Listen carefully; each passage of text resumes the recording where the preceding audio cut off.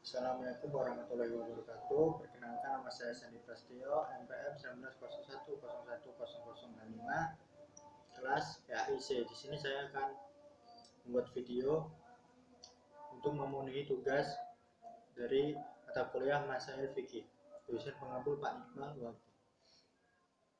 Operasi pergantian dan penyempurnaan kelamin. Pengertian operasi kelamin. Transgender dapat didefinisikan sebagai seorang yang berpikir, merasa, atau bahkan melakukan tindakan yang berbeda dari jenis kelamin yang telah melekat pada dirinya semenjak lahir. Istilah transgender tidak dapat digunakan untuk sekaligus mendefinisikan orientasi seksual dari orang yang bersangkutan. B. Tinjauan hukum Islam. Segala sesuatu yang dilakukan tentu mempunyai tujuan. Melakukan operasi kelamin, kalau tujuannya untuk pengobatan, hukumnya boleh. Dalam dunia kedokteran dikenal 3 bentuk operasi kelamin.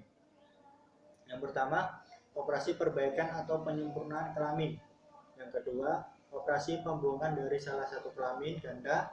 Dan yang ketiga adalah operasi penggantian kelamin yang dilakukan terhadap orang yang sejak lahir memiliki kelamin normal. C. Orang normal ganti kelamin.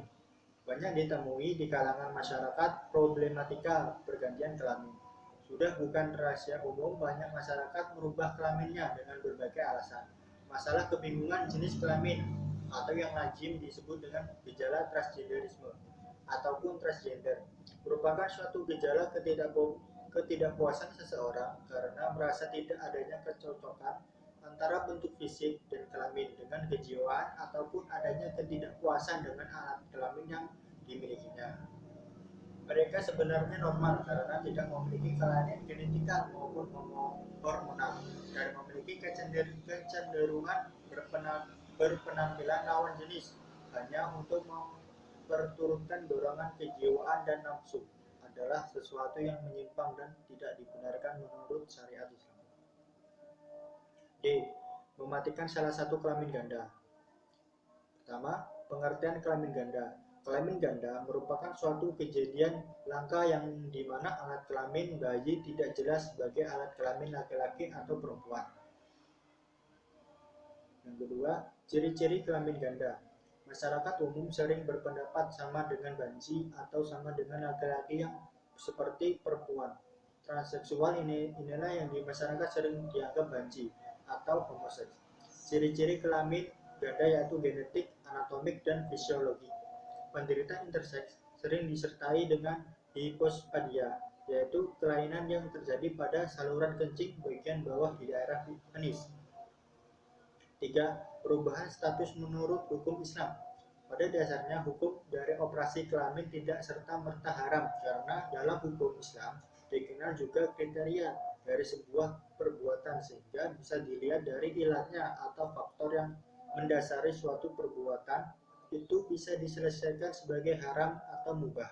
Pembahasannya dalam Al-Jirahat Amaliyat Al-Tazmiliyat dibahas bahwa kebolehan mengoperasi bagian tubuh atau melakukan rekonstruksi pada tubuh mempunyai persyaratan yang harus ditempuh terlebih dahulu.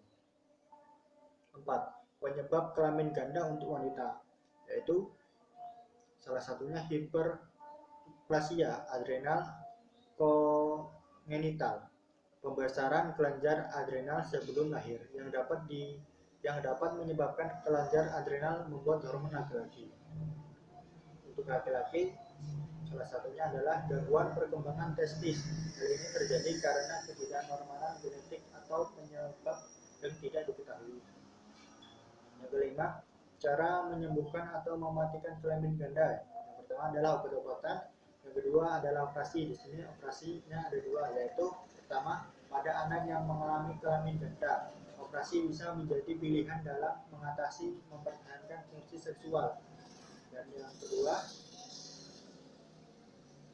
memperbaiki alat kelamin sehingga tampak sesuai dengan jenis kelamin. Abortus dan menstrual regulation. A. Permasalahan abortus dan menstrual regulation.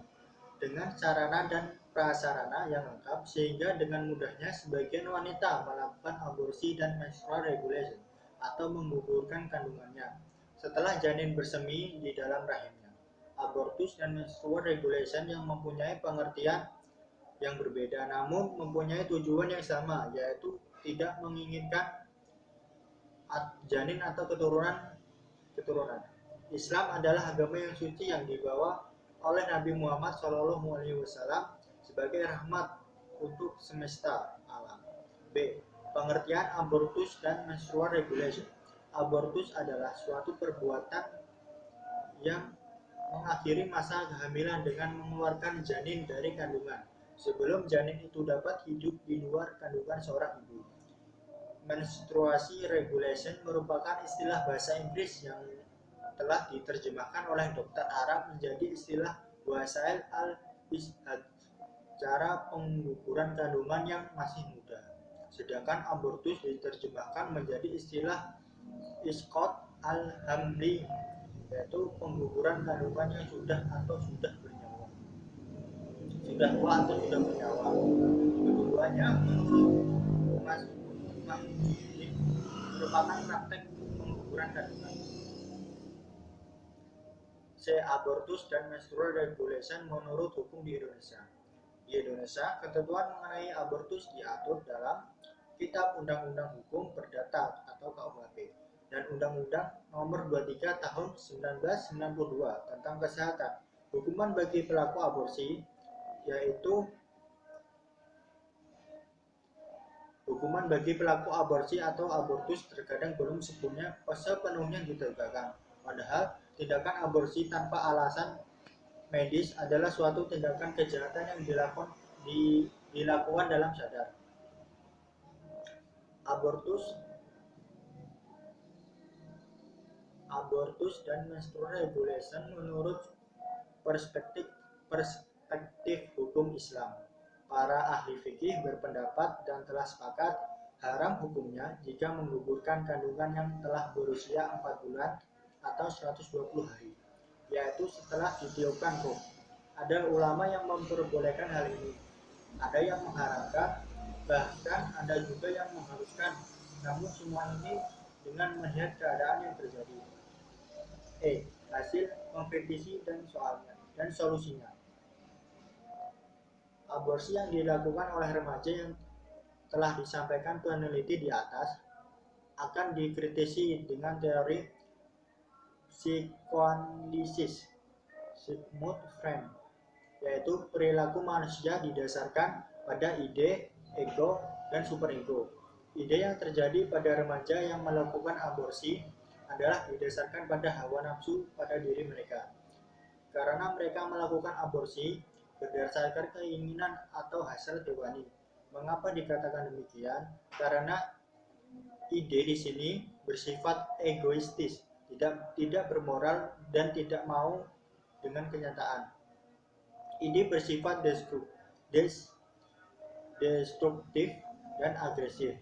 Tanpa didasari, mereka sudah merusak dirinya dengan sifat egoistisnya, yaitu ingin lari dari kenyataan bahwa dirinya tidak mengandung atau hamil. Mereka tanpa merasa berdosa menggugurkan janin dalam perutnya dengan cara meminumnya. Kesimpulan, apabila abortus dilakukan sebelum diberi ruh atau nyawa pada janin atau embrio, yaitu sebelum berumur 4 bulan, ada beberapa pendapat. Ada ulama yang memperbolehkan abortus dengan alasan karena belum ada makhluk yang bernyawa.